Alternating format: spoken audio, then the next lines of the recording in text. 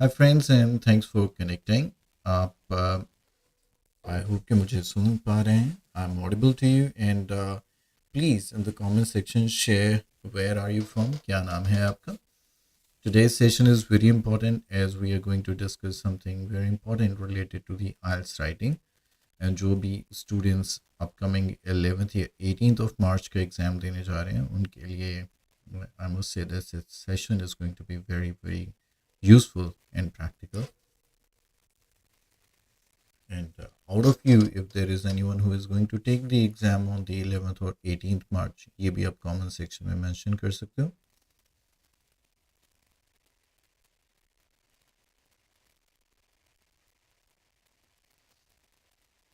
I hope you remember कि एक दो दिन पहले जब मैं आपके साथ लाइव आया था तो मैंने आपके साथ एक राइटिंग टास्क शेयर किया था और उस राइटिंग टास्क में हमने जो देखा था वो था writing task related to the IELTS exam evaluation. वो एवेलुएशन जो है वो कैसे होती है और यही चीज़ आज मैं आपको दिखाने जा रहा हूँ अपने इस वीडियो में कि अगर आपको राइटिंग टास्क आता है तो उसका सैम्पल आंसर आपको कैसा लिखना चाहिए ये आज के हम इस वीडियो में देखेंगे. और मेरे पास है उस पर्टिकुलर टास्क 1 का सैम्पल आंसर. इसके बाद आपके राइटिंग टास्क 2 रिलेटेड जितने भी डाउट्स या क्वेश्चन हैं हम उन्हें सुनेंगे. End of course writing task 2 कुछ एक्सपेक्टेड टास्क या इम्पॉर्टेंट टास्क जो आपको ज़रूर प्रिपेयर करने हैं 11th और 18th मार्च के लिए जो रिपीट होने के चांसेस रहते हैं वो मैं आपको बताऊंगा. Tom, it's great that you have speaking tomorrow. I wish you all the very best. और जितने भी स्टूडेंट्स ने रिसेंटली अपना आइल्स स्पीकिंग टेस्ट दिया है तो वो भी प्लीज़ अपना एग्ज़ाम एक्सपीरियंस हमारे साथ शेयर कर सकते हैं कि राइटिंग टास्क आपका क्या था. तो आइए स्टार्ट करते हैं इस पर्टिकुलर डिस्कशन को जो मैंने आपके साथ शेयर किया था फ्यू डेज अगो, जिसमें हमने reading and listening, writing and speaking test की असेसमेंट को देखा था कि क्या क्या होता है, क्या स्टेप्स होते हैं. इन सबको फॉलो करने के बाद कैसे सर्टिफिकेट जो स्टूडेंट्स को सेंड किए जाते हैं. तो एक आइडियल सैम्पल आंसर इसका कैसा दिखता है. The provided flow chart depicts the complete process of IELTS exam assessment in order to generate certificates that are sent to the test takers. Overall, different modules are assessed differently which are later collated to produce results. यहाँ पर आपने देखा था अलग अलग modules का यहाँ पे इवेलुएशन हो रहा है और यहाँ पर उन्हें कोलेट करके रिजल्ट्स बना रहे हैं. और यहाँ से डिटेल स्टार्ट होते हैं. as can be seen the IELTS exam comprises of 4 different modules. इसमें 4 different modules होते हैं जो हैं reading, listening, writing and speaking. Once the student attempts the reading and listening test, the answer sheets are collected and the administrator mark those sheets. ये हमने यहाँ पे देखा था. Administrator इसे mark कर देता है. Right? Reading and listening marked by administrator. फिर the evaluation of these 2 modules is quite straightforward than the other 2. ये काफ़ी simple होती है as compared to the other 2 जो हैं speaking and writing. In the case of speaking test, the student's performance is assessed by the examiner and after assessment, the marks are sent to administrator. तो यहाँ पर in fact, the student's performance is also recorded on a tape which is later sent to the examination board where they are stored and reassessed if required. उस दिन हमने काफ़ी detail में किया था इसलिए मैं थोड़ा सा क्विकली आपको बता रहा हूँ ताकि बाकी चीज़ों को कवर कर सकें. तो यहाँ पर देख सकते हैं स्पीकिंग में असेस्ड बाय द एग्जामिनर और मार्क्स जो है एडमिनिस्ट्रेटर को सेंड हो गए. एट द सेम टाइम जो टेप है वो एग्जामिनेशन को बोर्ड को सेंड की गई where it is stored and reassessed if required. आगे similarly in the case of writing module, the same process is followed as in the case of speaking test. But instead of interview tape, writing answer papers are sent. बस फर्क इतना है कि वहाँ पर tape send करते हैं तो यहाँ पर writing के answer paper. Once the administrator receives marks of all the 4 modules of the exam, he has to collate the marks and make out certificates. Finally, the assessment in the form of certificates is sent to candidates. Okay, जब इन सभी modules के यहाँ से और यहाँ से ये सभी मॉड्यूल्स के स्कोर एडमिनिस्ट्रेटर के पास आ जाते हैं तो एक सर्टिफिकेट बना देता है जिसे लेटर स्टूडेंट्स को सेंड कर देते हैं. सो दिस इज हाउ अगर आपको भी रियल एग्जाम में टास्क जो है इन द फॉर्म ऑफ एक फ्लो चार्ट आता है तो इस तरह से आपको उस इंफॉर्मेशन को इन फ्लो प्रेजेंट करना रहता है. सो we have students here. Take care of Monday's CBT IELTS exam. Computer based ये एग्ज़ाम दे रहे हैं. Is there something to take care for? कुछ नहीं है सर, बस एक पासपोर्ट अपना लेके जाना रहता है. It's must. Make sure you carry it and rest would be fine. I hope you are confident with your preparation and just don't give up at any point in the real exam. अगर आपके पास writing related question है, because last time I was having session and many students were asking questions related to task 2 and they were asking to have a session on writing task 2, but I am not very sure today आपके question writing task related होंगे, क्योंकि जो topic होता है video का उसके related कम और दूसरे क्वेश्चन हम ज़्यादा पूछते हैं. सो any question or any doubt or any confusion that you have on your mind related to IELTS writing task 2.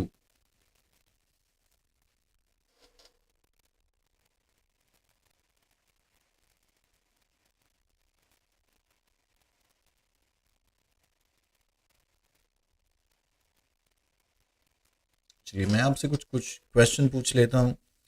Ideal length आपको क्या लगता है कि फॉर एग्जांपल यहाँ पर ज़्यादा स्टूडेंट्स का रिक्वायरमेंट रहता है बैंड 6, तो एग्जैक्टली आपको क्या लगता है कि कितने वर्ड्स आपको लिखने चाहिए? आपके हिसाब से एक ideal length of writing task 2 कितनी होनी चाहिए?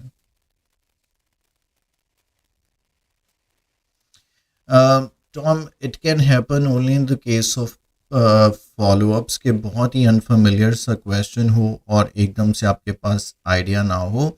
तो यहाँ पर बहुत सारे स्टूडेंट हैं जिनको शायद ये नहीं पता कि पहली बात, if you don't understand the question you have the right to request the examiner to rephrase the question for you. That means to put in more simple or different words that you can better understand the question. Then there are students who don't know, but I'm telling you that in case there is any question that is too difficult for you to respond straight away, then even you can request the examiner, may I answer this question later? So this way you can escape it for a few moments, and by the time you answer other questions आपके mind में कुछ ना कुछ relevant idea आ जाएगा, and then you can present your answer, right? So there is nothing going to be unfamiliar until or unless you are comfortable with झूठ बोलने से.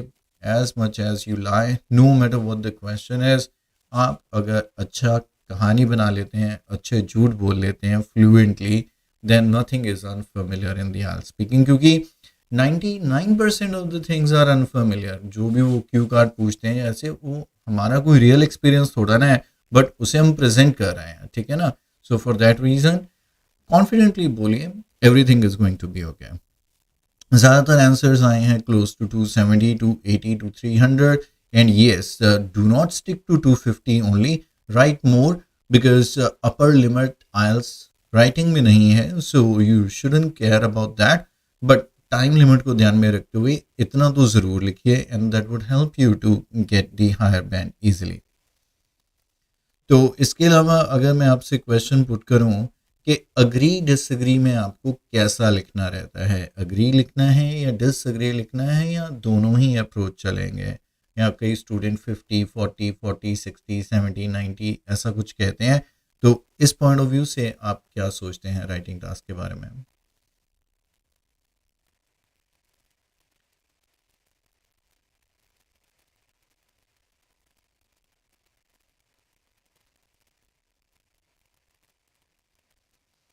Okay, and once again there are all different approaches which are acceptable.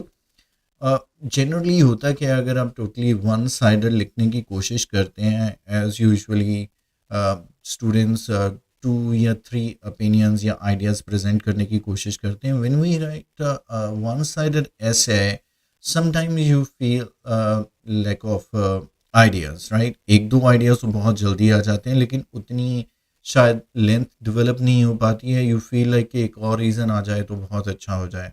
लेकिन if you take the other approach, जिसमें आप दोनों sided up to some extend या to a great extent agree करेंगे, तो उससे ये बेनिफिट होगा कि आप दोनों साइड के ही कम से कम एक एक दो दो आइडियाज़ लिख के भी अपनी लेंथ बहुत ईजिली डेवलप कर सकते हैं। And tell you what, it is what the examiner prefer as well, क्योंकि वन साइडेड ये भी जस्टिफाई करता है कि शायद आपने इसलिए वन साइडेड लिखा कि आपको दूसरे साइड का कोई आइडिया ही नहीं था या थॉट्स नहीं थे, इसलिए आपने नहीं लिखा।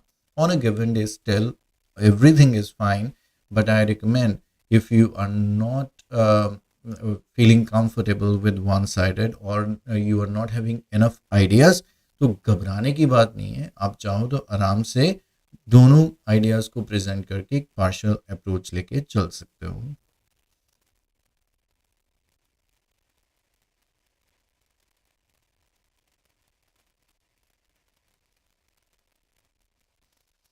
No, it doesn't make your argument weak. For example, आप शॉपिंग करने गए हैं, आपको एक ही टी शर्ट लेनी है, लेकिन आपको दो बहुत पसंद आ रही हैं, लेकिन at the end of the day आप एक लेके आ रहे हैं, लेकिन आपके माइंड में तो दोनों की वैल्यूएशन चल रही है ना। ये थोड़ी आप एक दुकान पे गए और वहाँ पे एक ही टी शर्ट देखा, बस उसी के गुण गाए और लेके आ गए। दोनों को जस्टिफाई करना है, यार इसका भी कपड़ा बहुत सुपीरियर है, इसका भी अच्छा है, इसका कलर बहुत फाइन है, इसका भी है, लेकिन इसका जो प्रिंट है शायद उस लेवल तक अच्छा नहीं है। समझ आया? So it rather making weaker it own ideas को, अगर आप सेम ही पॉइंट को उधर लिखेंगे, सेम ही पॉइंट को उधर लिखेंगे, दैट वुड कॉन्ट्राडिक्ट। लेकिन उसको अपनी चीज बताइए कि उसकी क्या खूबी है, उसकी इसमें बताइए कि इसमें क्या ज्यादा अच्छा आपको लग रहा है, and accordingly. So of course इतनी सारी चीज़ों को इस शॉर्ट सेशन में नहीं बता सकता हूँ, लेकिन those who have the access to my booster kit, जो students writing and speaking booster buy करते हैं, they know that how comfortably and conveniently you can present this. And तो अभी मैं आपको कुछ ऐसे राइटिंग टास्क दिखाने जा रहा हूँ जो रिसेंटली एग्जाम में पूछे गए हैं। Government needs to spend on facilities that directly improve people's life rather than art. So how far do you agree or disagree? तो बहुत क्लियर कट आपके पास आइडियाज़ होने चाहिए कि ऐसे कौन से फैसिलिटीज़ होंगे जो डायरेक्टली लोगों की लाइफ को इम्प्रूव करें as compared to art. But मैं कहूँगा कि आर्ट का भी बहुत बड़ा रोल है, तो आर्ट पर भी फोकस होना चाहिए। So accordingly you develop and make sure you are prepared with this essay. Then there is one more essay.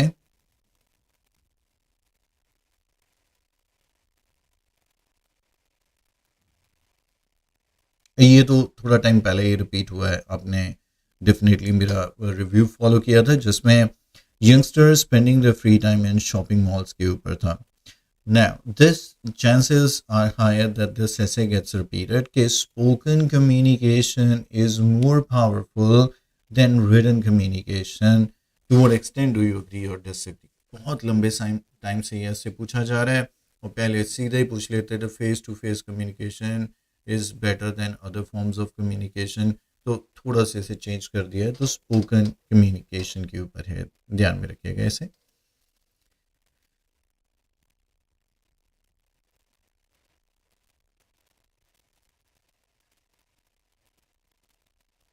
और ये भी ऐसा है,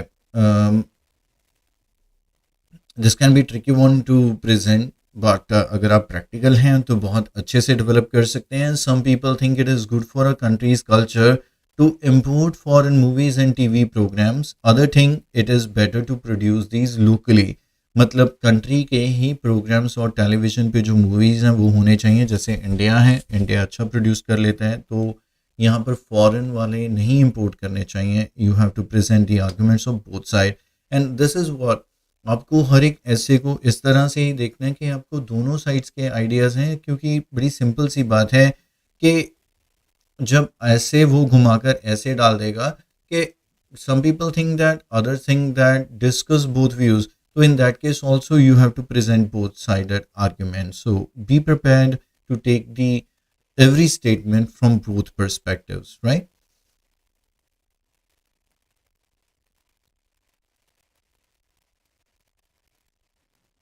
एंड ये क्वेश्चन भी जो है इसे बहुत सारे ऐसे स्टूडेंट हैं जिसे समझने में ही दिक्कत हो जाती है कि एग्जैक्टली इसमें लिखना क्या है.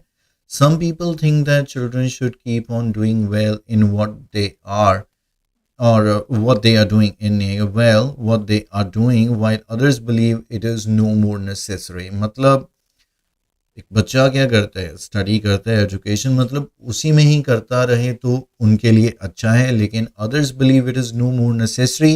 इट जस्टिफाइज द ट्रांजिशन और चेंज इन टाइम, जिसकी वजह से कई सारी चीज़ें अब बदल गई हैं. मतलब उनकी उतनी वैल्यू नहीं रह गई है कि आप वाकई सिर्फ पढ़ेंगे तभी कामयाब हो सकते हैं.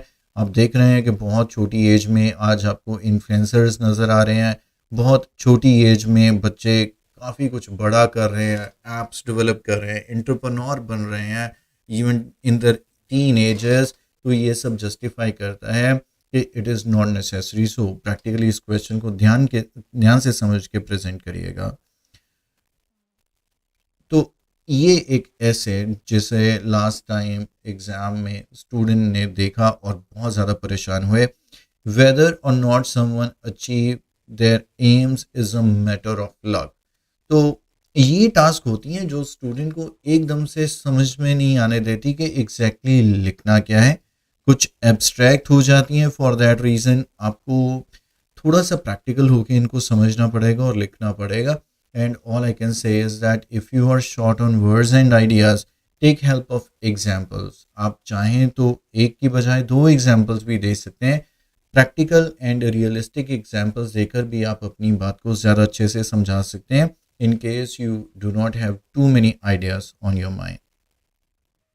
तो ये कुछ राइटिंग टास्क थे जो मैं आपके साथ शेयर करना चाहता था. और ये एक राइटिंग टास्क कि क्लाइमेट चेंज रिफॉर्म्स, ये आधे से ज़्यादा स्टूडेंट्स को तो वैसे ही नहीं समझ आता कि इसमें करना क्या है. Some think that climate change reforms negatively affect the business, others feel that there are opportunities, there is an opportunity, sorry not are, for businesses. कहने का मतलब ये है कि जो बिजनेसेस हैं उनके लिए नए अपॉर्चुनिटीज़ हैं. और कुछ कहते हैं जो क्लाइमेट चेंज रिफॉर्म्स आ रहे हैं, बदलाव, चेंजेस आ रहे हैं, क्लाइमेट को ध्यान में रखते हुए गवर्नमेंट बदलाव ला रही है, उसके क्या नेगेटिव्स हैं. अगर टास्क 1 की बात की जाए, I hope you all are familiar with the writing ये जो bar graph, flying graphs and others होते हैं. लेकिन ऑन अ गिवन डे अगर आपको कुछ ऐसा आ जाता है, so do not get confuse, there are too many things. तो यहाँ पर आपको बहुत ही चूजी होना पड़ेगा, बहुत ही इफ़ेक्टिवली लिखना पड़ेगा. अदरवाइज़ इतनी ज़्यादा इन्फॉर्मेशन होगी तो आपका लेंथ जो है वो बहुत ज़्यादा हो जाएगा. 200+ वर्ड्स लिख दोगे और गलती से कहीं टास्क 1 पहले स्टार्ट की तो समझ लीजिए शायद आप 20 से ज़्यादा मिनट वेस्ट करके अपने या इन्वेस्ट करके अपनी राइटिंग टास्क 2 की परफॉर्मेंस को अफेक्ट कर लोगे.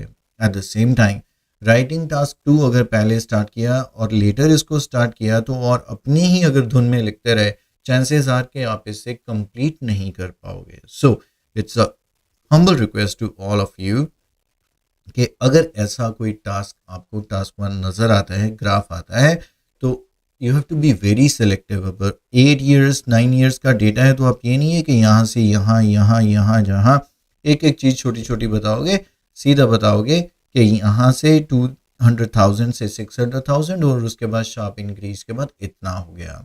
इसका ये नहीं है कि हर एक साल का डेटा बताओगे कि एवरेज मेंटेन रही इन बिटवीन यहाँ पर 3,000 to 3,500 के इन बिटवीन, ये जो भी है क्या है, नंबर ऑफ डेथ्स हैं वो रहे. And then of course survey जो है उनके ओपिनियंस आपको प्रेजेंट करने पड़ेंगे. So how to write effectively, of course these my books can help you, but at present I am just showing you. And then there can be something like this. आपको ध्यान से process को समझना है कि exactly इसका step 1 है क्या, यहाँ से शुरू हो रही है या यहाँ से शुरू हो रही है, यहाँ से शुरू हो रही है या यहाँ से शुरू हो रही है, राइट. सो आपके पास अभी भी कुछ टाइम बचा हुआ है. More and more in graphs को देखिए. सबसे ज़्यादा इम्पॉर्टेंट काम जो होता है वो होता है ग्राफ को अच्छे से समझ लेना कि एग्जैक्टली इसमें इंफॉर्मेशन है क्या, और उसके बाद एक आइडिया डेवलप कर लेना कि मैं कौन कौन सी इम्पॉर्टेंट इन्फॉर्मेशन है जिसे इंट्रोड्यूस करूँगा या प्रेजेंट करूँगा और कौन सी इंफॉर्मेशन है जिसे मैं इग्नोर करूँगा। This is yet another graph जो बहुत सारे स्टूडेंट्स को समझ नहीं आता है। शायद आपको कैम्ब्रिज की बुक 7 में ये नज़र आता है। यहाँ पर प्रॉपर्टी प्राइसेस इंक्रीज हुए या डिक्रीज हुए, और साथ में यहाँ पर जो ईयर लिया गया है कंपैरिजन के लिए वो है 1989। तो आपको ये नहीं बताना कि इतना ऊपर गया या इतना नीचे गया, आपको ये बताना है as compare to the prevailing property prices in 1989 वो इस टाइम पीरियड में किस किस सिटी में बढ़े, किस में कम हुए, and similarly second time period 96 to 2002 में इसमें क्या वेरिएशंस आए। Right, so it can be very easy on a given day, और इनफैक्ट ये भी एक टास्क है। तो बहुत सारे स्टूडेंट्स को ये दिक्कत आती है जब मैं क्लास में करवाता हूँ, 150 वर्ड्स डेवलप ही नहीं हो पाते कि सर इस पॉट के बारे में मैं ज़्यादा से ज़्यादा क्या लिखूँ कि पॉट में कुक करते थे, फिर वो पॉट छोटा हो गया इसमें कुक करते थे, फिर पॉट का साइज मीडियम हो गया उस पर हैंडल आ गया, ये वो। Right, but you have to think very practically, और देन जब आप समझेंगे इसे अच्छे से तो आपको ओवर द पीरियड डेवलपमेंट नज़र आएंगी कि कैसे कुकिंग जो है वो इम्प्रूव हो रही है। यहाँ पर सिंपल ओपन फायर है, और यहाँ पर क्ले शील्डेड का मतलब ये है कि एनर्जी वेस्ट को बचाने के लिए यहाँ पर शील्डेड ovens का इस्तेमाल होना शुरू हुआ। Right, and if there is anything that is यहाँ पर ये जो है आजकल काफ़ी कॉमन है, ऐसे टास्क आ रहे हैं। यहाँ पर जनवरी में हुआ या फरवरी में हुआ नहीं, ये एवरेज है, मतलब किसी भी साल किसी भी कंट्री में चले जाओ आपको ऐसी एवरेज नज़र आती है। जैसे इंडिया में मानसून में आपको रेन नज़र आएगी, इंडिया में आपको जब सर्दियाँ होगी तो आपको एक्सट्रीम टेम्परेचर मंथ्स में दिसंबर में इतना नज़र आएगा, जनवरी में इतना होगा, अप्रैल में इतना होगा। सो अकॉर्डिंगली तो आपको चूज ही होना है। ये दोनों अलग अलग चीज़ें हैं, एक बता रहा है कि टेम्परेचर कितना हुआ और एक बता रहा है कि रेनफॉल कैसी रही। रेनफॉल अलग पैराग्राफ में लेके चलो, एंड टेम्परेचर जो है वो अलग पैराग्राफ में। Extreme, cold season, summers, dry patch, dry season, ठीक है, हैवी रेनफॉल, ये सारे वर्ड्स आपको monthly, in the first quarter, in the first half of the year, in the last quarter, ये सारी चीज़ें इंट्रोड्यूस करेंगे आप, ताकि आपकी जो टास्क की एक्सप्लेनेशन है वो थोड़ी सी इम्प्रेसिव बने। राइट, एंड देन ये भी एक टास्क है, बहुत सारे स्टूडेंट्स फेल हो जाते हैं इसे अंडरस्टैंड करने में that how exactly it works. And एक ऑटोमेटिक फोटो बूथ, जैसे हम किसी स्टूडियो में जाते हैं कि 10-12 ब्लैक एंड वाइट मेरी फ़ोटोज़ क्लिक कर दो, तो यहाँ पर क्या होता है कि ऑटोमेटिक अब्रॉड ये बूथ्स बने रहते हैं, आप उनमें जाके खुद से ही अपने फ़ोटोग्राफ्स क्लिक कर लेते हो, and how it work, and that's what you see in that. तो यहाँ पर बहुत सारे आपको and all different type of task one हैं जो विद सैम्पल आंसर्स आपको नज़र आते हैं। And all that I can say is that you must prepare each and every task type. And ये होम स्मोकरी पिछले साल कम से कम 3 बार रिपीट हुआ है, इस साल में भी एक बार तो आ चुका है। एंड वंस अगेन बहुत सारे स्टूडेंट को ये समझ नहीं आता कि कैसे काम कर रहा है, क्योंकि ये जो चीज़ है अंडर द ग्राउंड हैपन हो रही है। और दूसरी चीज़ ये है स्टूडेंट को वंस अगेन 150 वर्ड्स की लेंथ डेवलप करने में इसमें दिक्कत आती है। So make sure you catch up with some of my task 1 and task 2 here on the YouTube channel भी आपको वीडियोस मिलेंगे, आपको मेरी वेबसाइट ramanals.com पे भी मिलेंगे। और अगर आपका 18 का एग्जाम है then you can certainly consider purchasing our speaking या राइटिंग बूस्टर या दोनों का कॉम्बो। लेकिन 11th वालों को तो मैं भी रिकमेंड नहीं करूँगा क्योंकि टाइम इज़ टू शॉर्ट, और ये आपको मिलते हैं मेरे आल्स कोचिंग एप्लीकेशन पे या आप मेरे वेबसाइट पे आ सकते हैं जब मर्जी। आपका कोई भी क्वेश्चन जो है you can ask me in the comment section related to these exams, yeah, related to the writing task if you have.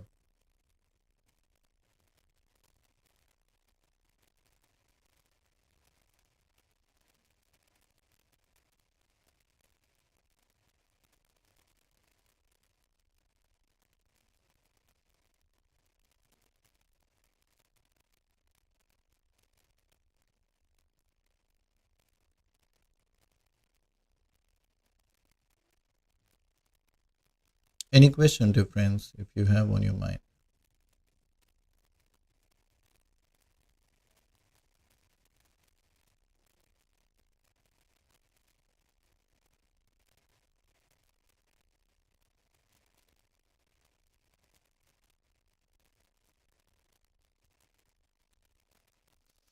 तो आई होप दैट कि आपका एग्ज़ाम का प्रिपरेशन काफ़ी अच्छा जा रहा है, and in case you need any help from my and आप कमेंट सेक्शन में बताइएगा। नेक्स्ट जो लाइव सेशन है हम उसमें उसे कवर करेंगे, लेकिन जो मैंने आपको राइटिंग टास्क अभी दिखाई हैं, task 1 and task 2, make sure you are well prepared with these type of little और टास्क, ताकि in the real exam panic ना हो. This is very much all in today's session, my dear friends. Bye bye for now.